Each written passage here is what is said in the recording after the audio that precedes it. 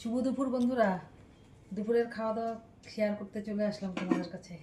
আজকে কী কী রান্না করছি ভাত বাড়তে বাড়তেই দেখাই। এখানে যে দাদার জন্য ভাত বাড়তেছি। আমাদের এখানে আকাশটা খুব মেঘলা, মানে এক চোট বৃষ্টি হলে পুরা। এখন তো প্রচণ্ড গরম পড়ে গেছে। আবার ধনে পাতা বাটা, বেশি করে লঙ্কা দিয়ে রসুন দিয়ে বাটা করেছি। আর এখানে হলো উচ্ছে, কারকোল, পেঁয়াজ দিয়ে ভাজা করেছি। এটা আজকে তেমন কিছু রান্না করিনি আজকে। আর এখানে হলো ডিমের ঝোল হয়েছে, লাল লাল ডিমের ঝোল।